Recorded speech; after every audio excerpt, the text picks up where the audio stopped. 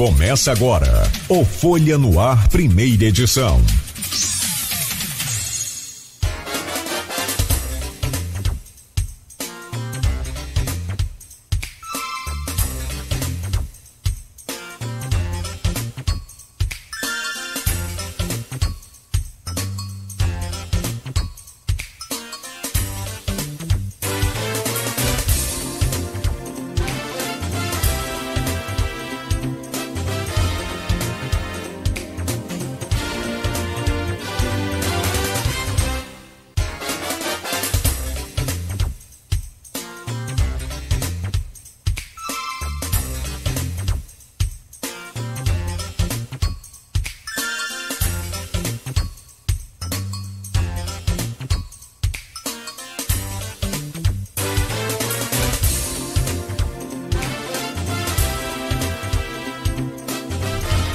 Sexta-feira, 30 de dezembro de 2022. Começa agora pela Folha FM 98,3, emissora do Grupo Folha da Manhã de Comunicação, mais um Folha no Ar. Ao vivo, também pelo Face, pelo YouTube, pelo Instagram, ao vivo pela Twitch TV, daqui a pouco em podcast e logo mais tem reprise na Plena TV e amanhã ainda os destaques deste programa de hoje no jornal Folha da Manhã. Sexta-feira, dia 30 de dezembro, um ótimo dia para vocês, sejam todos bem-vindos. A partir de agora, 7 horas e 5 minutos, vamos às principais informações do dia, para a gente começar bem informado aí, o último dia útil, né, para muita gente do mês do ano de 2022. Aliás, os bancos não funcionarão hoje e a Prefeitura de Campos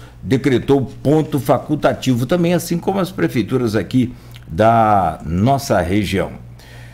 O Instituto Nacional de Meteorologia prevê para esta sexta-feira tempo nublado a parcialmente nublado, dificilmente com chuva, né? Dificilmente choverá no dia de hoje, segundo o Instituto Nacional de Meteorologia. Apesar do tempo carregado, não tem previsão de chuva. A boa notícia é de que o Réveillon, aqui pelo norte do estado do Rio de Janeiro, deve ser assim, com clima abafado, mas sem chuva. Máxima prevista, repetindo, 30, mínima 23, agora faz 24 graus aqui no centro de Campos. No programa de hoje, para fechar a semana do Folha no Ar, mas sobretudo para fechar esse ano de muito trabalho para todos nós aqui, radialistas, jornalistas, no caso político, foi um ano muito atípico, Copa do Mundo em novembro, eleição, tivemos aí, né, a reabertura do comércio, a volta da vida ao normal, quase, né, que é o normal, a partir lá do final de abril, maio, e aí sim a gente começou a engrenar. Ainda temos essa pandemia pelo mundo afora, mas hoje um programa muito especial, onde vamos fechar aí a semana e o ano com o André Siciliano, deputado estadual e presidente da Assembleia Legislativa do Estado do Rio de Janeiro, que nos honra aqui com sua presença virtual. Ele vem para falar, né, sobre esse ano, sobre o seu mandato, vem para falar sobre a indicação à Secretaria de Assuntos Federativos, né, do governo Lula, e ainda faz um balanço, claro, da Alerj, que apesar de mais de 35 milhões distribuídos aqui entre algumas ações, sem falar de todas, né, ainda conseguiu devolver para o Tesouro 500 milhões de reais. O Siciliano já está conosco. Nós vamos conversar dentro de instantes com o senhor Siciliano. No oferecimento de Proteus, serviços de saúde e medicina ocupacional, qualidade certificada ISO 9001-2015, Unimed Campos, cuidar de você. Esse é o plano. Laboratórios Plínio Bacelar e vacina Plínio Bacelar. Preto, pobre do interior e engraxate. Ingredientes especiais com um toquezinho divino, de uma maestria inigualável, de uma genialidade insuperável, transformou o nosso Edson Arantes do Nascimento no Rei Pelé, que fisicamente nos deixou ontem, aos 82 anos, após ser vencido, né, numa luta contra o câncer.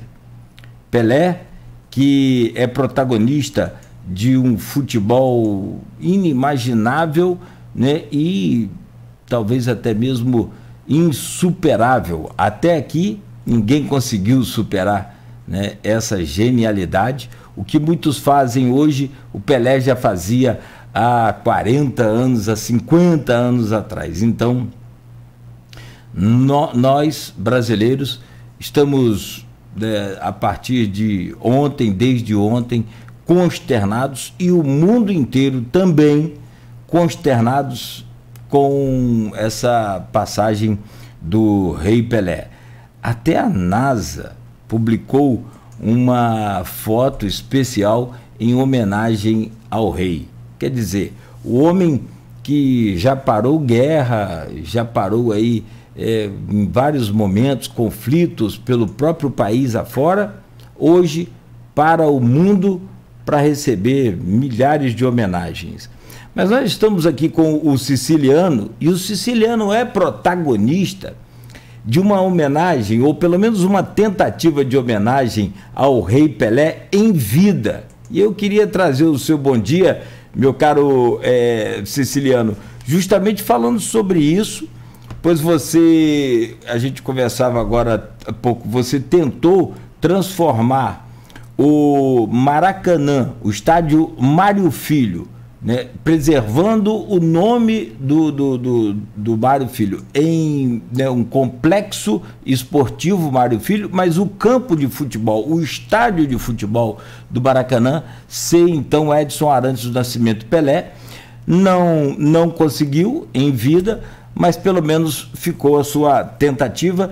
Lá no seu perfil do seu telefone, do seu aplicativo de conversa, você já trocou a sua foto, já colocou uma foto do Pelé, é também uma forma de homenagem, e é essa paixão pelo rei que você, e acho que os outros 200 e tantos milhões de brasileiros têm, e ele é uma unanimidade. Bom dia, André Siciliano, prazer recebê-lo mais uma vez aqui na Folha FM, seja bem-vindo ao nosso programa Folha no Ar, hoje na bancada com o Arnaldo Neto e com o Rodrigo Gonçalves. Prazer recebê-lo, Siciliano. Prazer, Cláudio, um bom dia a todas e todos, saudar o Arnaldo, o Rodrigo, e é um prazer mais uma vez estar aqui com vocês, aqui falando para toda a região norte e noroeste, para o estado inteiro, e agora com essa tecnologia para o planeta inteiro, né? Então, para mim é uma honra. Muito, muito melhor pessoalmente, claro, né? Evidente, mas não deixamos de falar. Esse que é o mais importante. Verdade. Então, eu apresentei um projeto de lei para homenagear o Pelé em vida.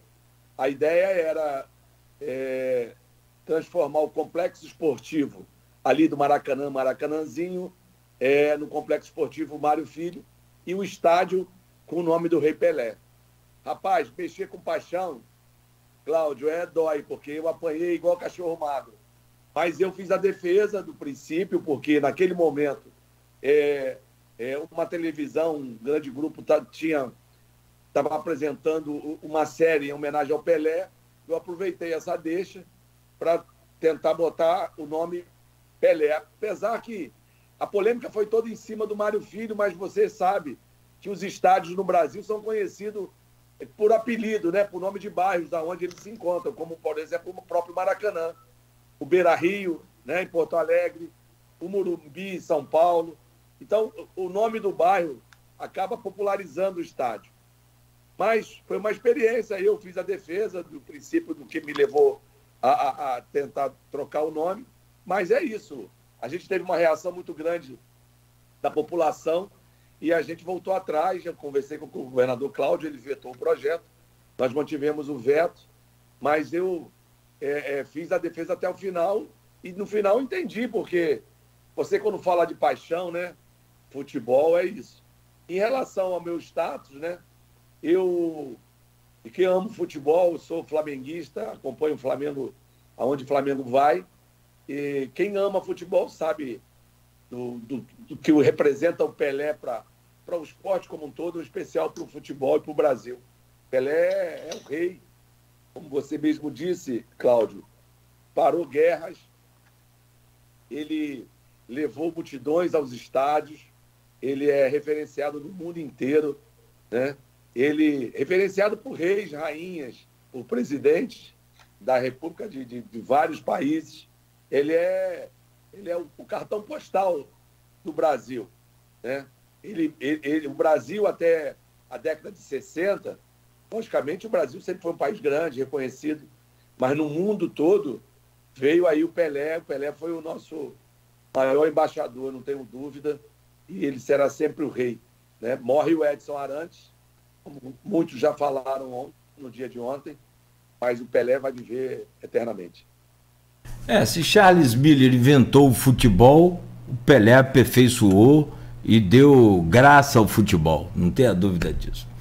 Mas é aquela história, deixar de tentar que não pode, né? Ficaria frustrante. Já pensou hoje você aqui falar, poxa, eu podia ter tentado fazer a homenagem? Seria muito pior do que levar as pancadas como cachorro magro, o que é muito ruim também. Bom, deixa eu trazer o bom dia do Rodrigo Neto, Rodrigo Gonçalves, logo na sequência o Neto, que hoje também faz esse último programa com a gente. Rodrigo Gonçalves, bom dia, bem-vindo a essa bancada. Bom dia, Cláudio, bom dia a todos os nossos ouvintes, bom dia também ao André Ceciliano, ao Arnaldo, né? É sempre um prazer estar com vocês aqui pela manhã, sempre trazendo informações. Hoje uma manhã triste, né? Como o Ceciliano bem colocou aí, você também, né? Pela perda do Pelé, mas estamos aqui, né? Com o nosso programa e com certeza vai ser uma entrevista muito bacana, porque o Ceciliano tem muita coisa para contar para a gente aí, não só em relação ao trabalho dele feito à frente da Alerj durante 2 mandatos, mas também agora, né? Com essa perspectiva já indicado para fazer parte do governo Lula. Perfeito. Meu caro Arnaldo Neto, muito bom dia, seja bem-vindo, é sempre bom, prazer e vai ser sempre assim, um prazer recebê-lo nesta bancada, meu caro. Seja bem-vindo, pode começar a pauta aí com o Ceciliano, fique à vontade. Bom dia, Nogueira, bom dia, Ceciliano, bom dia a todos os ouvintes da Folha FM. Vou falar rapidamente sobre a morte do Rei Pelé. Eu costumo, quando tem um fato extremamente relevante no Brasil, eu faço uma ronda nos principais sites do mundo. New York Times, Washington Post, Le Monde.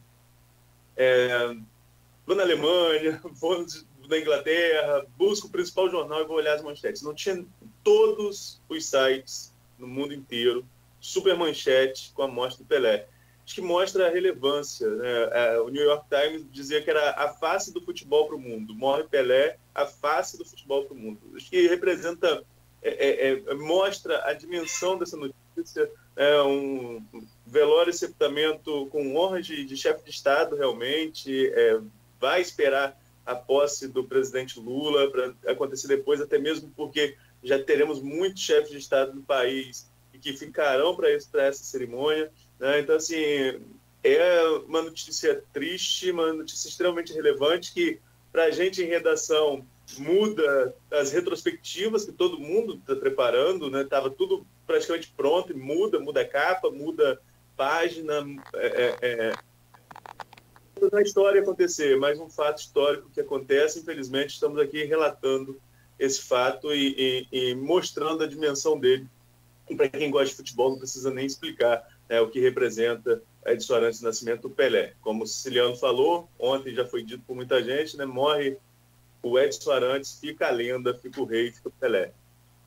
Acho que daqui a 100 anos ainda estarão falando sobre Pelé aqui, sobre o centenário da morte do Pelé. Não nós passaremos, mas esse legado certamente ficará. André, vamos à pauta então, vamos começar falando sobre questões políticas. Lá naquela correria da diplomação, a gente se cumprimentou de longe, mas não deu para ir lá falar com você, e já existia essa expectativa de que você pudesse integrar de alguma forma, o governo Lula, porque um dos poucos nomes resilientes do PT no estado do Rio de Janeiro foi o seu. Apesar da sangria do PT, você se manteve no partido nos momentos mais difíceis da Lava Jato, inclusive assumindo cargos de destaque como o ainda cargo de presidente da Alerj.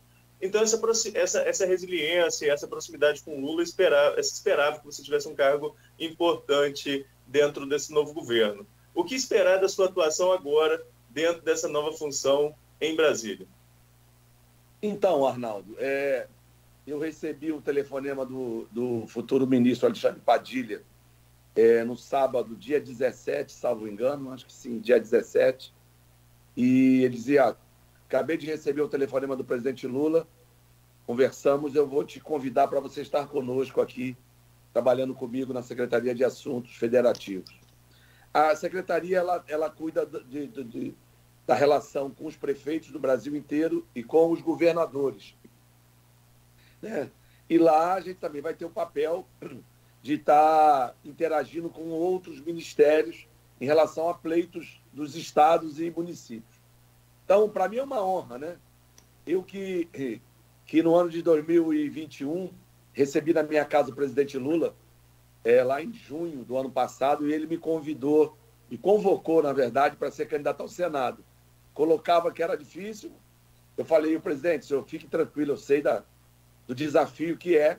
Meu nome não é muito conhecido, mas é isso, a política, às vezes, você tem uma derrota eleitoral, uma vitória política, né? A campanha não foi muito... Como todas as campanhas, sempre não tem campanha fácil, né? A campanha foi muito dura, mas a gente... Faltou foi voto, entendeu, Arnaldo? Eu não tenho dúvida, eu não ponho culpa em ninguém. Eleição é eleição, eu já ganhei eleição, já perdi eleição, então é do jogo. Então, para mim é uma honra. A gente vai representar o estado do Rio de Janeiro no governo federal. A ideia é que a gente possa ajudar na governabilidade do presidente Lula, olhando os municípios, não só do estado do Rio de Janeiro, como em todo o Brasil, mas com um olhar logicamente especial aqui, especial para a questão da retomada de algumas obras paralisadas no estado, a retomada de alguns segmentos, como o segmento da indústria naval, como a retomada da obra do complexo petroquímico em Itaboraí, a retomada da obra do Arco Metropolitano, né? Muito sobre a questão do óleo e gás no estado do Rio de Janeiro. Vamos falar muito também do complexo industrial da saúde. Então, a gente vai estar levando algumas demandas também em relação ao estado do Rio de Janeiro. Nós temos o exemplo do Plano Estadual de Fertilizante, que eu sou autor, que é possível que o Rio tenha 2 plantas de fertilizante, uma aí perto, no Porto do Açu, e uma aqui em Itaguaí. Então, é uma honra para mim estar junto dessa equipe do presidente Lula, que foi o nosso melhor presidente do Brasil. Eu não tenho dúvida que fará um governo melhor ainda do que o primeiro. André, na verdade, você vai ter uma função direta no Palácio do Planalto, né? As pessoas falam você como sendo aí ligado ao núcleo duro, né, do governo Lula. É uma responsabilidade muito grande, até esse poder de articulação que você demonstrou ter à frente da Assembleia Legislativa, pelo menos no estado do Rio de Janeiro. Isso aumenta, vamos dizer assim, né, a expectativa em relação a esse trabalho que você vai desenvolver. É muita responsabilidade?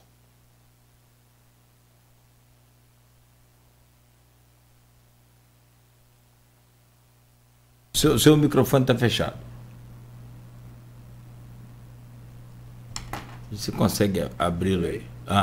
Agora sim, ok, beleza. Então, para mim é uma honra, né? Antes de tudo, uma honra e com muita responsabilidade. Eu que trabalho desde 9 anos de idade no comércio, fui jornaleiro, depois fui trabalhar na loja de um tio meu e do meu pai. Eu sempre tive muita relação com o público, né? Você ser vendedor de comércio não é fácil. Não é isso, Rodrigo? Então, eu digo o seguinte: a gente só conversa mais, a gente tem sempre buscado o entendimento com todas as forças políticas do Rio, porque a gente, como deputado, desde 99 e 2000, a gente teve uma passagem muito bacana nesse período, 99 e 2000, na Assembleia. A gente também teve lá uma responsabilidade grande. Eu fui vice-presidente e eu presidi em 99 e 2000 o plenário. Mais de 90% do período que eu fui deputado. Então, presidente Sérgio Cabral. Então, é muita responsabilidade. Ainda mais representando o Estado do Rio de Janeiro. Que a gente precisa, Rodrigo, de muita coisa. Segurança, saúde, educação, mas principalmente voltarmos a crescer, gerar empregos para que a gente possa melhorar a vida da população, não só do Brasil, como do Estado do Rio de Janeiro. Nós temos mais de 30 milhões de pessoas passando fome, segundo estatística, mais de 3 milhões aqui no Estado do Rio de Janeiro. A gente vê aqui na capital famílias inteiras dormindo debaixo de marquises, né, dormindo em barracas de campo. Então, a gente precisa voltar a crescer, voltar a gerar emprego, porque é isso que dá dignidade às famílias, oportunidade para a juventude, né? Então, é isso. Para mim é um desafio, mas também, ao mesmo tempo, uma honra estar podendo compor o governo do presidente Lula.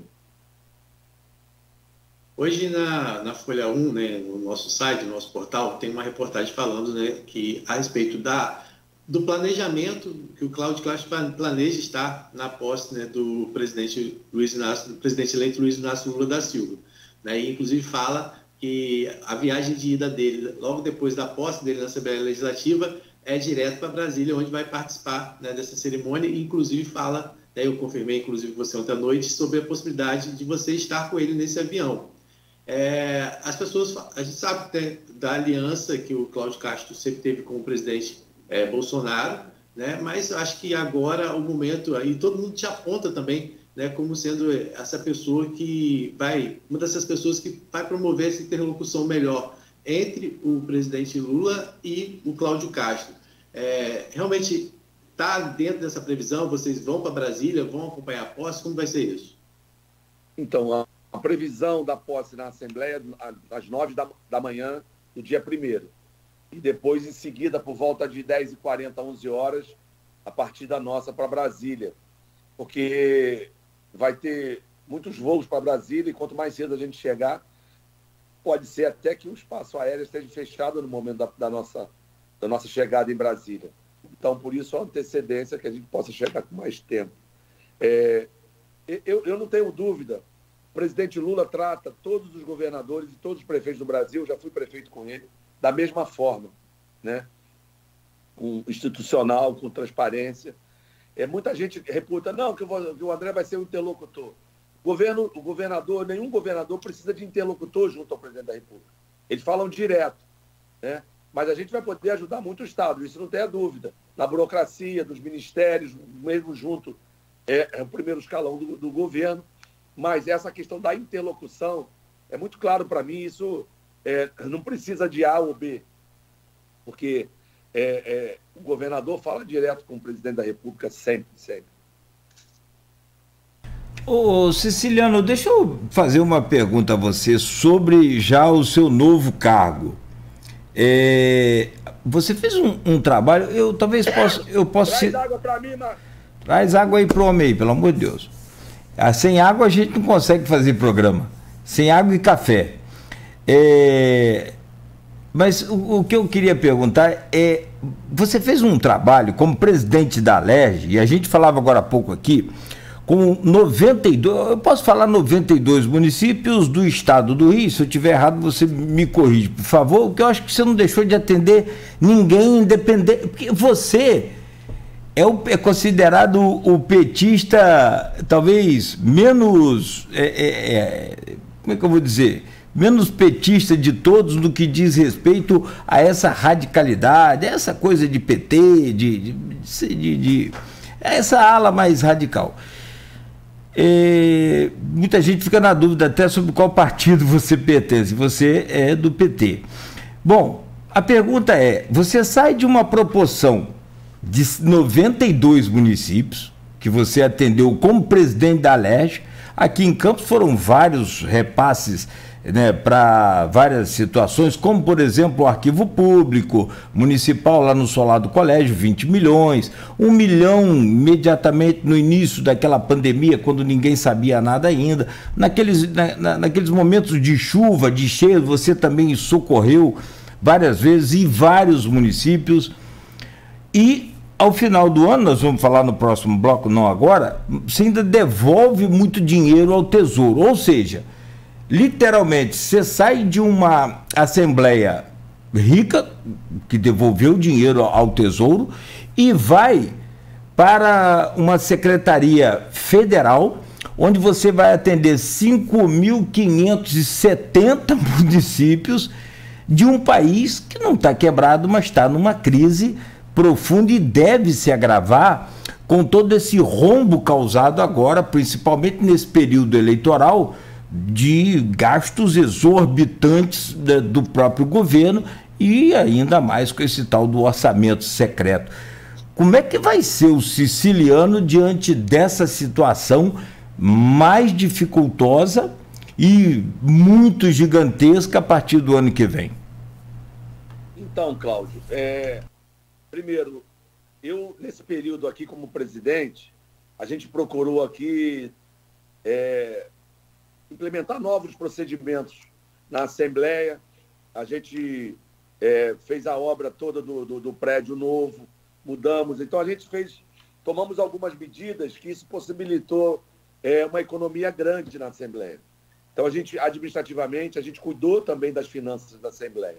Implementamos novos procedimentos, pregão eletrônico, né? A gente descentralizou o orçamento para os gabinetes, que no primeiro momento muita gente criticou. Não, vai botar dinheiro nos gabinetes, mas isso é mais transparência, isso você tem um acompanhamento melhor da imprensa. Administrativamente, a gente cuidou da Assembleia, né? E eu tenho a consciência de que nós estamos fazendo uma travessia aqui, nesse período que eu estou à frente da presidência. Uma travessia de um grupo que ficou por 27 anos administrando a Assembleia para alguma coisa que virá nova. Então, em relação internamente, a finanças, a gente cuidou muito, né? Em relação à relação nossa com os prefeitos, eu fui prefeito 2 mandatos, eu sei a dificuldade que passa os municípios, principalmente os municípios do interior, né? Então, eu, mesmo estando aqui na região metropolitana, na cidade de Paracambi, qual tive a honra de ser prefeito por 2 vezes, a gente conhece a realidade de cada município do estado. E a gente vai para uma coisa muito maior, como você disse. Um novo momento da nossa vida. Eu vou mudar para Brasília. A nossa rotina vai começar por volta de 7 da manhã, lá no Palácio. A gente vai trabalhar no 4º andar. O presidente da República fica no 3º.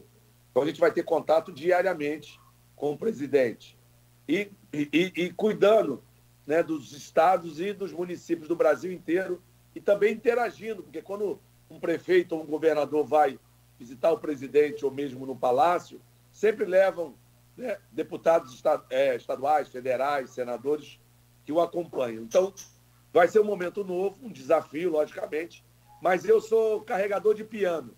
Eu já me coloquei lá para o futuro ministro Adriano Padilha e falei, meu irmão, me dê as tarefas e você vai ver. Eu aqui serei, como a gente chama, o pé duro aqui, você vai poder contar comigo 24 horas por dia.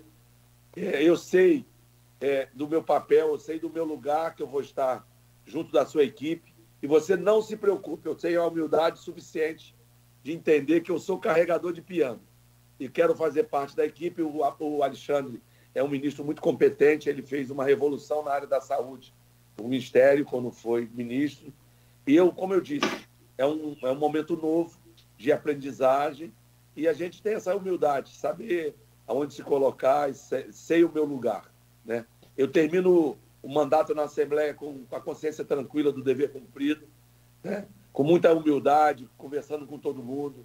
Em relação à questão do partido, uma coisa é a eleição, uma coisa são os nossos princípios, outra coisa, eu não preciso tratar ninguém mal, né, por ser do Partido dos Trabalhadores.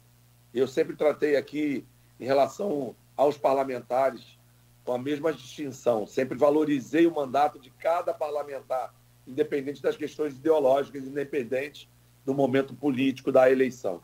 Com muito pé no chão, com muita consciência. O Rio de Janeiro precisa de muito diálogo. O Rio de Janeiro precisa de unidade, de união, de novo, respeitando os partidos, os posicionamentos, porque se o político briga, quem perde é o povo. Então, o ótimo é que a gente possa ter um entendimento respeitando a ideologia e o posicionamento de cada parlamentar e cada parlamentar. André, você abriu uma entrevista falando sobre o resultado da eleição, da sua disputa ao Senado, né? Falando que faltou voto, enfim, não querendo polemizar as questões partidárias. Mas até escrevi recentemente sobre essa questão da eleição proporcional, da eleição para deputado, da eleição para senador. O senador tem uma cara de quase que de executivo, embora seja legislativo, uma eleição atípica, né? E falava que a esquerda se dividindo com você e com o Molon, e a direita se dividindo, e o conservadorismo, digamos assim, com a Clarissa Garotinho e o Daniel Silveira, embora tivessem impedido, facilitou ainda mais a vida de Romário, que foi reeleito senador. Passado o tempo, a gente avalia com a cabeça mais fria. Você, Molon, Freixo, essas forças de esquerdas chegaram a reavaliar que houve um erro em alguém não abrir? No caso, havia aquele acordo que se o PT apoiava Freixo, o PSB deveria abrir para o Senado. O que faltou ali para esse acordo ser cumprido? Então, eu fui cumprir uma tarefa, um convite que o presidente Lula me fez, né? Ninguém faz uma aliança com todos de um mesmo partido numa chapa, né? O Freixo escolheu o vice, o candidato a vice, que foi o César Maia, e foi uma boa escolha, eu acho, né? Mas você não faz uma aliança pão com pão, né? E outra coisa, o PT tinha que mostrar a cara, tinha que mostrar o número, tinha que fazer a defesa, né? Eu respeito muito o Molon, um grande deputado, um deputado de opinião, bem da verdade, e eu recebi uma tarefa do meu partido e eu cumpri, né? E a eleição você ganha e perde, você faz política com mandato ou sem mandato, né? Para mim, esse convite de estar junto do Palácio, despachando quase que diariamente com o presidente da República, para mim é uma honra, né? Que muitos ministros não terão. Muitos ministros ficam distantes do presidente. Muitos parlamentares, a sua grande maioria, também ficam distantes. E a gente sabe da competência, da capacidade do presidente Lula. Só quem pode unir, Arnaldo, do Brasil é o presidente Lula. Só quem ganharia a eleição do Bolsonaro seria o presidente Lula, não tenho dúvida, né? E a eleição vem e vai. Cada 2 anos tem eleição. A gente precisa aprender, né? E eu respeito a posição do PSB, que não falou que ia cumprir o compromisso, falou inclusive para o presidente Lula que iria cumprir o compromisso e no final não cumpriu. Mas a eleição, no futuro, todos nós seremos cobrados do nosso posicionamento. Você, como você falou, né? Nos piores momentos, eu fiquei no PT, eu nunca saí do PT. Ao contrário, eu fiz questão de ficar. Em fevereiro de 2018, eu estava suspenso por ter votado a favor da venda da SEDAI.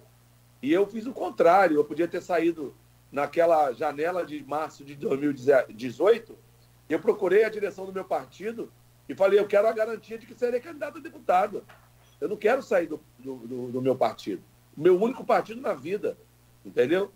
Então, eu fiz o contrário. Quando muitos saíram do PT, por exemplo, nos piores momentos, eu fiquei. E depois eu fiz questão ainda de ter a garantia de que iam me deixar correr na eleição de 18. Então, eu respeito o posicionamento dos partidos, respeito a posição de cada um, mas isso a história irá cobrar no futuro, né? Porque foi feito um compromisso, foi dado a palavra e o compromisso não foi cumprido. Mas isso também é da política. Eu brinco que os compromissos, muitas das vezes, eles são feitos para o sujeito não cumprir o compromisso. Mas a história cobra, né? Você pode, Arnaldo, na política até refazer o compromisso. Senta com a pessoa que você fez o compromisso um tempo atrás e fala, ó, naquele momento a gente fez esse compromisso ou aquele, isso aqui daqui para frente não conta mais, não vai dar, não é assim. Porque você tem que sentar e conversar. Você não pode levar, empurrar e descumprir um compromisso.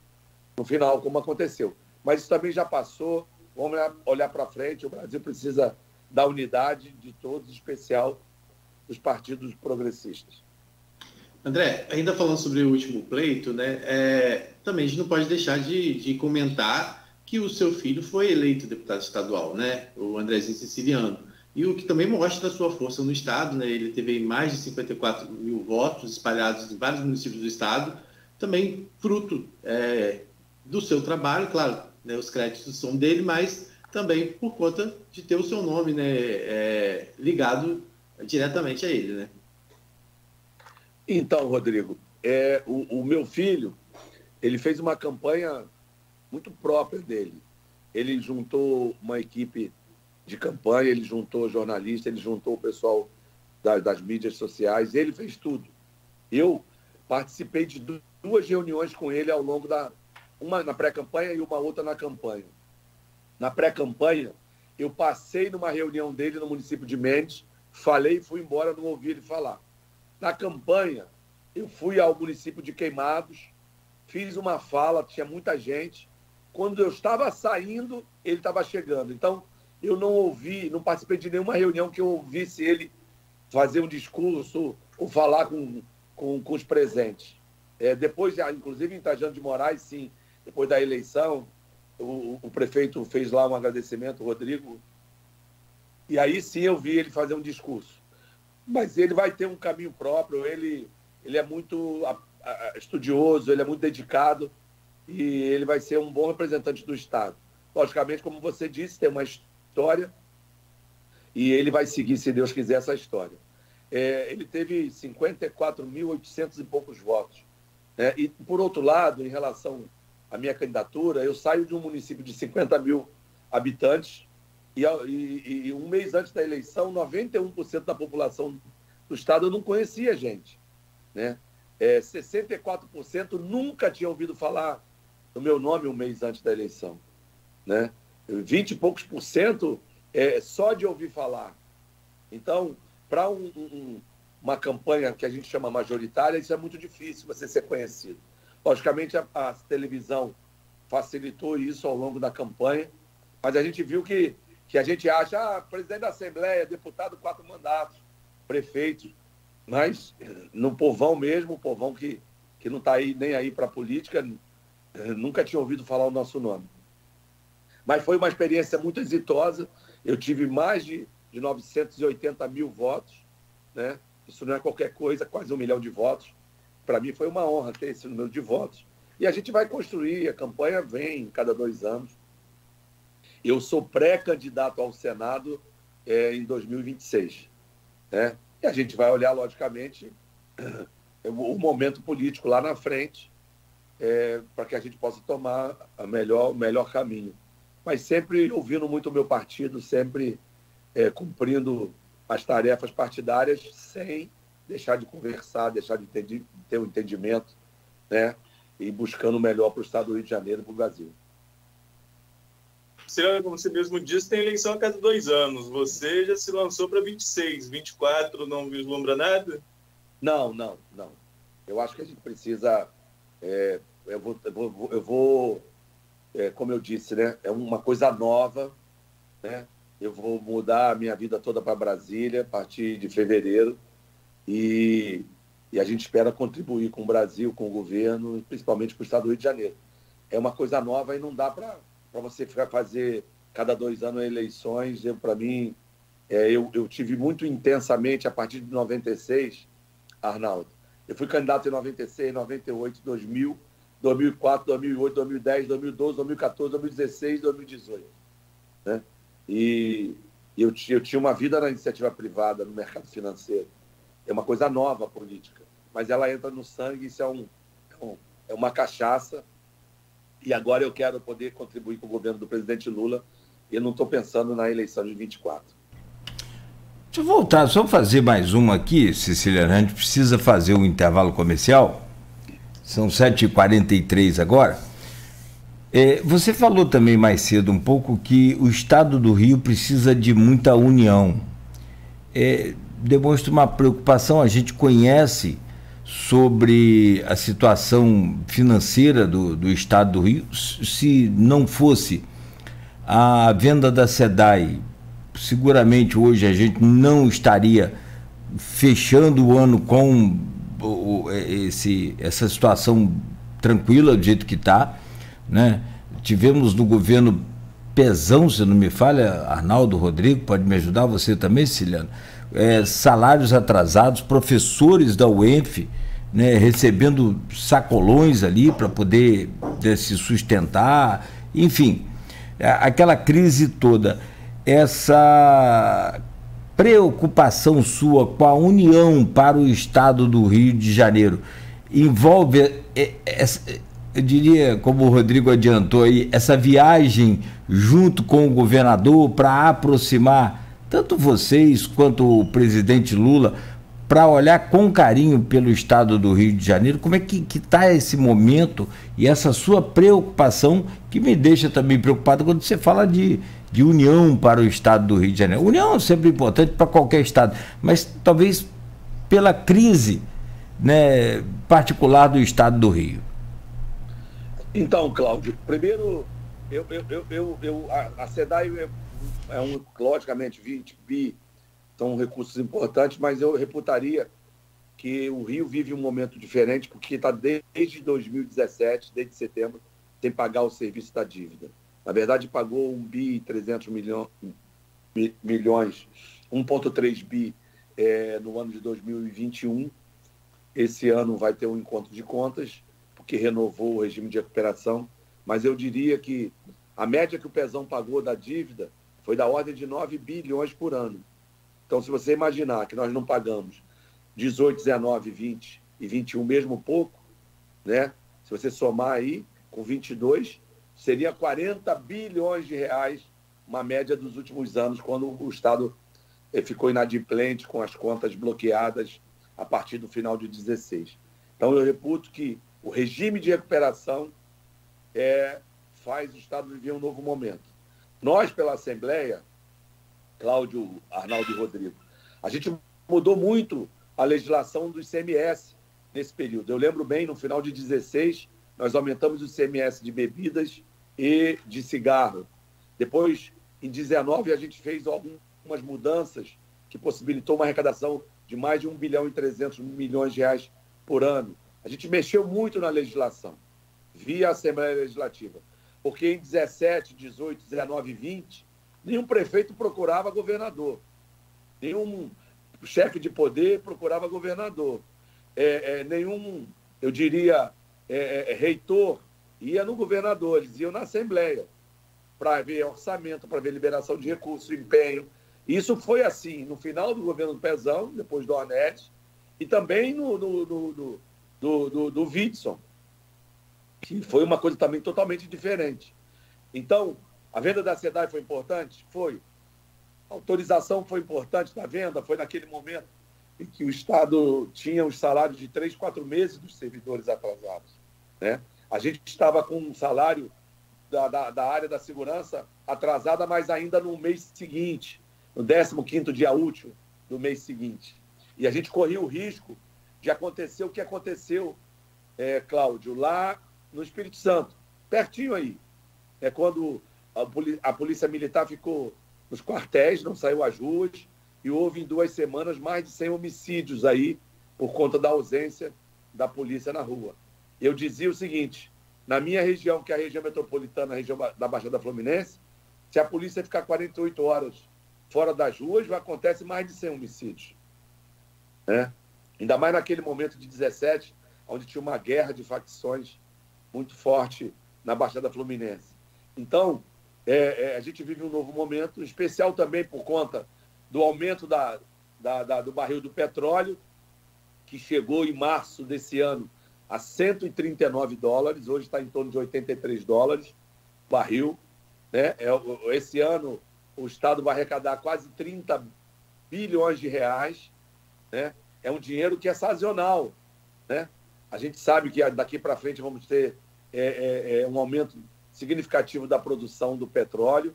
Isso, por outro lado, acarreta uma melhor arrecadação, mas tem a flutuação do preço do mercado internacional, do câmbio, E mais, né? O STF, há uma semana atrás, mudou alguns procedimentos. Na verdade, essa semana, procedimento em relação à vista e em relação a liminares. Então, nós temos uma liminar desde março de 2013, da ministra Carmen Lúcia, garantindo os royalties nossos, dos municípios e também do Estado. E é um risco. 19 e 20, a gente se mobilizou com a bancada federal, com aqui alguns poderes, a gente conseguiu tirar de pauta por 2 vezes a liminar. Naquele momento, a correlação de forças no STF era contrário a gente. A gente corria o risco, se votasse para votar, de perder a liminar. Então, isso será um caos para o Estado do Rio de Janeiro, para as finanças. Agora, esse ano, né, o governo Bolsonaro usou da máquina como nunca vi. Né? Eu aqui faço aqui uma questão que eu tenho falado muito. Eu era sempre a favor da reeleição. A partir desse ano, eu sou frontalmente contra a reeleição. Sou a favor até de que você possa aumentar mais um ano o mandato do prefeito, do governador e do presidente, 1 ou 2, mas sou contra a reeleição. Porque o que se foi feito nesse período por exemplo, quebraram o Pacto Federativo, reduzindo o ICMS das contas de luz, das contas dos combustíveis. Isso tira do Rio de Janeiro 10 a 11 bilhões de reais em 12 meses. Isso tira dos estados e municípios mais de 125 bilhões de reais. Nós tivemos aqui no Rio de Janeiro, no estado de São Paulo, a correção pelo IPCA do salário dos servidores públicos, né? E isso aí é o seguinte, é uma queda de receita, que é a melhor receita, que é o ICMS, e a maior receita dos estados, né? Eu não estou aqui discutindo se era justo ou não você ter algumas alíquotas um pouquinho maior do que a média do Brasil. Mas o que foi feito, Cláudio, Rodrigo e Arnaldo, foi uma quebra do Pacto Federativo. Se mudou a legislação do Congresso para reduzir na marra o ICMS, tudo por conta da campanha eleitoral. Nós vimos antecipação de auxílio emergencial, nós vimos empréstimo em cima de auxílio emergencial, nós vimos auxílio para várias categorias, né? Isso foi o uso da máquina descaradamente, descarado. Né? Você viu anúncio de redução de dívida com a Caixa Econômica de até 90%. Foi só anúncio porque não chegou a implementar, mas anunciaram no período da eleição. Então, nós vamos, eu tenho falado nos últimos 60, 90 dias, nós temos um risco grande nos próximos meses de voltar àquela situação de 17. Né? Imagina se a gente perder o royalties. Perder o royalties perde 30% da receita. Se a gente, de alguma forma, não melhorar a arrecadação, porque a arrecadação, nós perdemos 926 milhões de reais em outubro da arrecadação do ICMS, perdemos mais de 880 milhões em novembro e até o dia de ontem, mais de 900 milhões de dezembro, comparado com a arrecadação do ano anterior, do mesmo mês. Então, eu estou estimando entre 10 e 11 bilhões de reais a queda na receita nos próximos 12 meses. E isso faz com que a gente possa perder 25%, né, 1/4 da nossa arrecadação de ICMS. Você já ouviu aí nas últimas semanas prefeitos reclamando da dificuldade de pagar a folha, né, por conta da queda da arrecadação.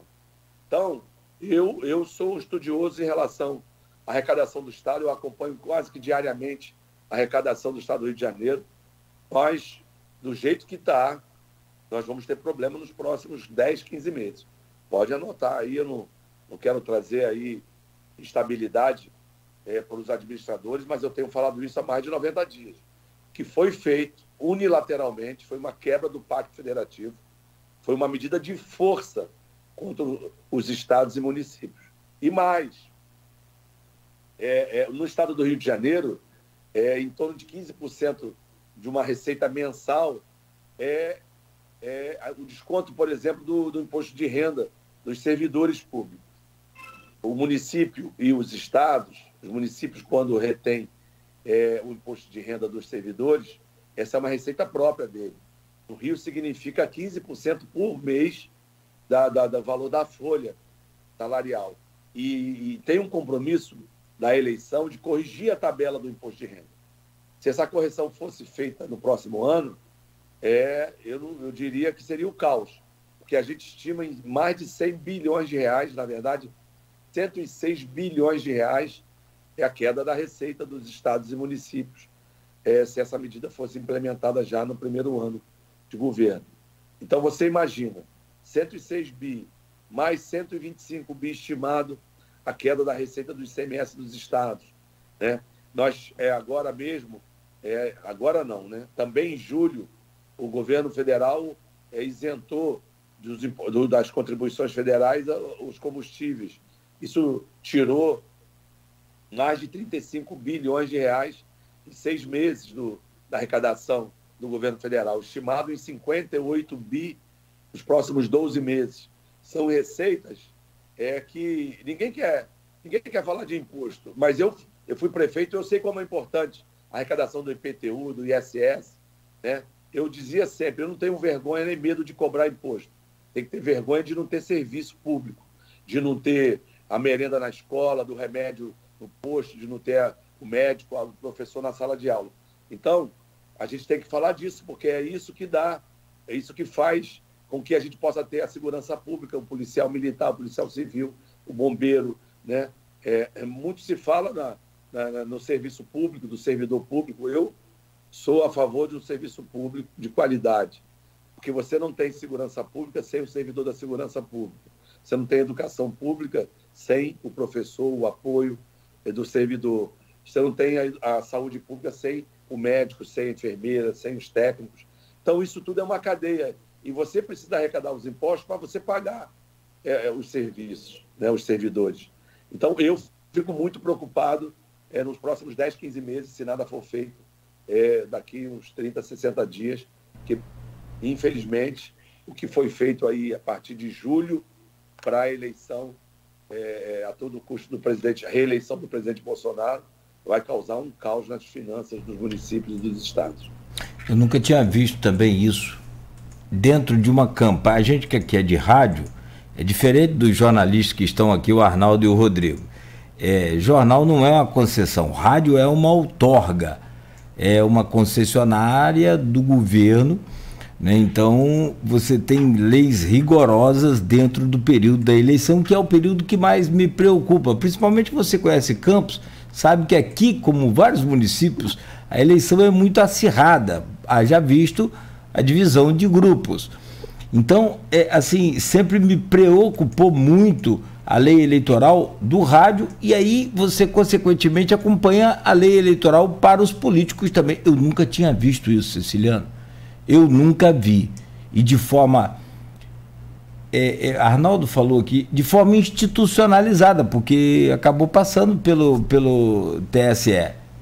Acabou tendo que passar... Pelo, né? Congresso, né? Pelo Congresso. Perdão, É o exemplo da lei que foi votada em dezembro de 2012, onde fizeram novo entendimento da participação da partilha dos royalties, quebrando os estados produtores dos municípios. Exato, né? Exato. Com uma medida de força unilateral. Toda vez que você for falar de receita de 3 unidades da federação contra 24, você vai ter minoria. Não? Então, se a gente não tiver a Constituição garantindo o direito, que os royalties estão na Constituição, royalties de participação especial.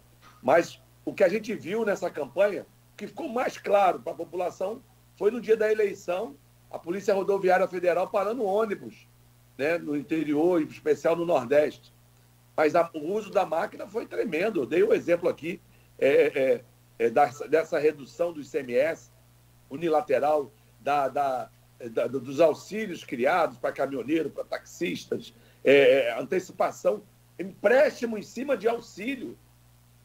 Coisa de louco. Mas eu não acho, eu já vi aí, tem ações em relação a essa questão, já do uso da máquina. Vamos ficar atentos, porque isso é sério, não é pouca coisa não. Tá? Muito sério. Bom, ô Ceciliano, você me permite rapidamente fazer um intervalo? E na volta A gente continua essa conversa, esse bate-papo aí, tem várias perguntas aqui, inclusive, né, do Arnaldo Neto, do Rodrigo Gonçalves, mas também do pessoal que está interagindo com a gente aqui na internet. 2 minutos, o tempo para você tomar uma água e um café, você que nos acompanha também, e a gente volta conversando com o deputado estadual, presidente da Assembleia Legislativa do Estado do Rio de Janeiro, até o dia 31, até amanhã, né, Siciliano? Não, é 31 de janeiro. 31 de janeiro. A posse é a partir de fevereiro, exatamente. Então, até 31 de janeiro e a partir de fevereiro, como indicado aí a Secretaria de Assuntos Federativos do governo Lula. Voltamos em instantes no oferecimento de Proteus, Unimed Campos, Laboratórios Plínio Bacelar e também de vacina Plínio Bacelar. Agora 7h59. Quando se pensa em exames laboratoriais,